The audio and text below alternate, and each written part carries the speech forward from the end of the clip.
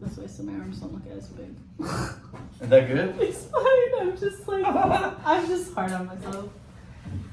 Cameras don't do the best, you know. I'll edit this. Okay. Okay. Hi, Emily. Hi, how are you? It's good to see you again. It's Thank good you to for see coming you. in. Did you? Yeah, you did. Yeah. Okay. Yes. Again, thanks again for coming in. Yeah. Just today, I'm asking a few questions, catch up with you, and then kind of get to, ask you some questions to understand a bit better as far as where you're coming from. How's your week been so far? My week so far has been kind of tiring. I've been dealing a lot with work because we had a lot of people calling this week. Mm-hmm. And I work at Hillcrest at the hospital as a teletech, and people called in every day this week, so I was the only one that knew what was doing and was trained in on it. And there were days where I was training another nurse, which they know how to interpret heart rhythms, but then there was one day where I had 2 patient care techs and they've never had training, so I had to approve every single strip that they did plus mine, and we had 60 hearts that we were watching that day, so we were almost full. So it's been exhausting and stressful. Yeah. Plus midterms.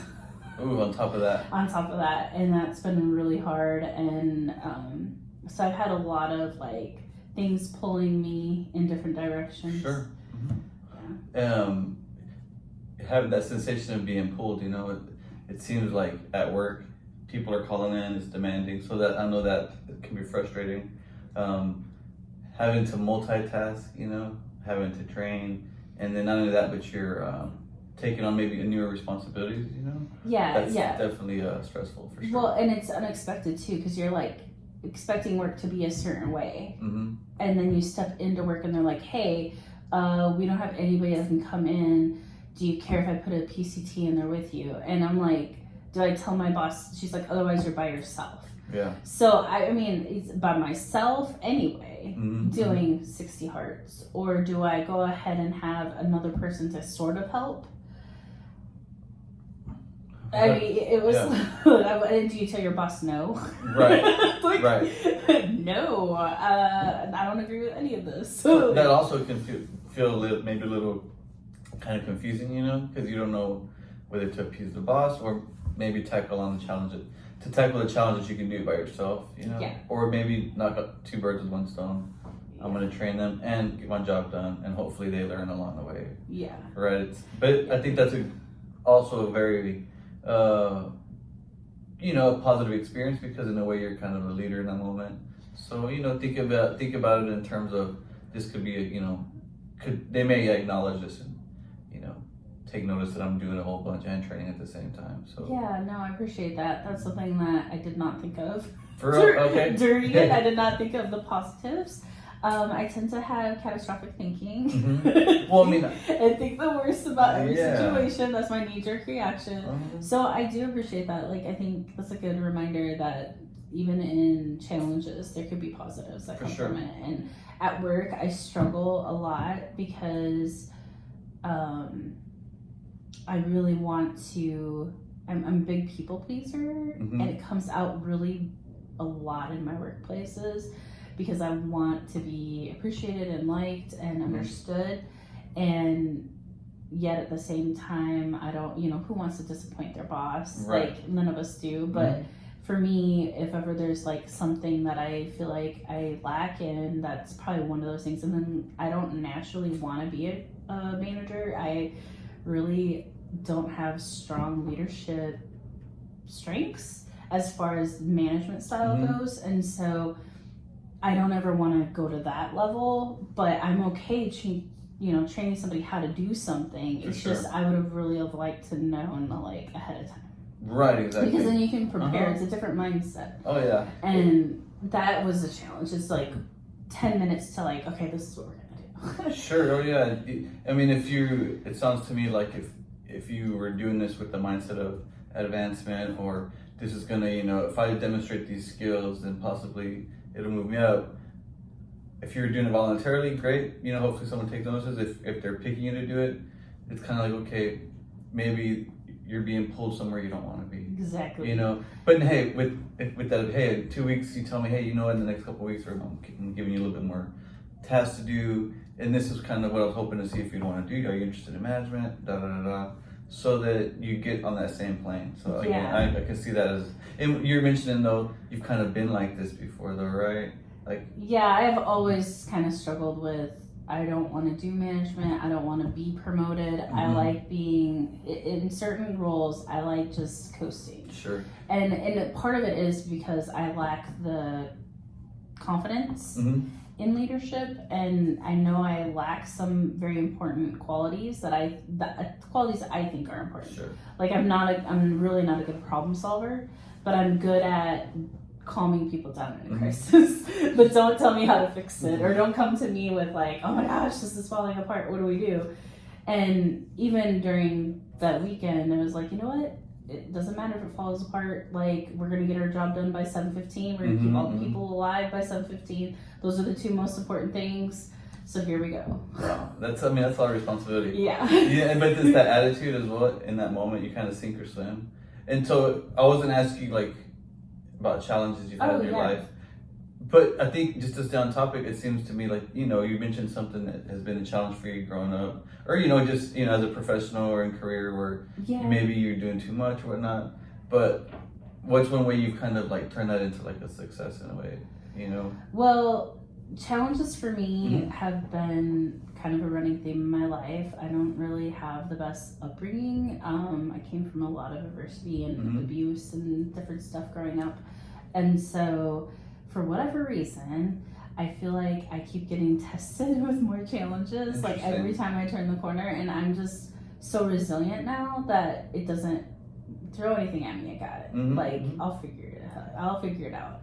And the resiliency that I have is like in a crisis, I can calm everything down. I can like at first panic and then get my wits end and then figure out a way to solve, at hand and move on, move forward, and then decompress later. And then I can hit the ground running. Now that all of that might take minutes to hours to days to weeks to months, depending on what the crisis is or what the challenge is. But because I have that ability now, because counseling works, thank you very much. Because I have that ability now as an adult, I'm less like panic stricken when things come my way. These challenges. Yeah. And so I think recently one of the biggest examples of turning a challenge into success was being a college dropout years ago. Like I dropped out in 2001, and just kind of it was a huge deal to drop out, and I was dealing with PTSD at the time because that's when everything came out. I was away from the trauma environment in a safe place, and my brain was like, oh, we need to deal with this. And so dealing with that, going to counseling, whatever, I never really, I guess I believed that, okay, I had failed at that, so I'm never going to be college material. I'm never going to succeed. I'm never going to have, why should I have a dream? Because it's not going to happen anyway. Right. I have all these challenges that are in crises that are always happening. So there is a time, I think, where if you're focused on the struggle and you're focused on the challenge, you're going to lose sight of hope. You're going to lose sight that you could be successful. Sure.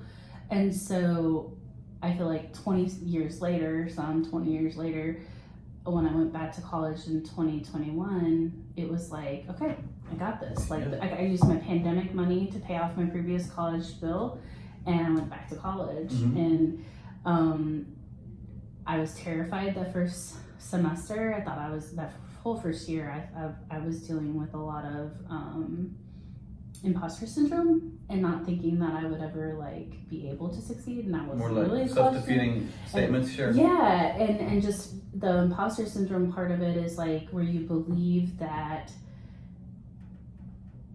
people will see you a certain way, but that's not who you really are, and fearing like, I'm gonna fail them. Like they might see me as a successful college kid. I might be a 4.0 semester my spring semester, but they don't know that, like, I barely got B's last time I was in college. And they don't know that I barely graduated high school. And, they don't know the real me because you just think that that's your identity, right? Yeah. And no, it's taken me like a while to be like, no, I am an honors student. I have a 3.7 cumulative right now. Sure. Like, I'm not gonna barely graduate in December. Yeah, And you know, I have professors that count on me, and I'm a supplemental instructional leader, and I'm part of Phi Theta Kappa Honor Society, and like I have these things that have happened as a byproduct of I'm gonna take a chance on myself. I'm gonna start dreaming. I'm gonna start, you know, and challenging my own thoughts, like you said, the self-fulfilling prophecy, or even the negative thoughts that we tell ourselves of like, oh my gosh, I'm gonna fail again. I'm not gonna do this. I'm gonna not be able to succeed.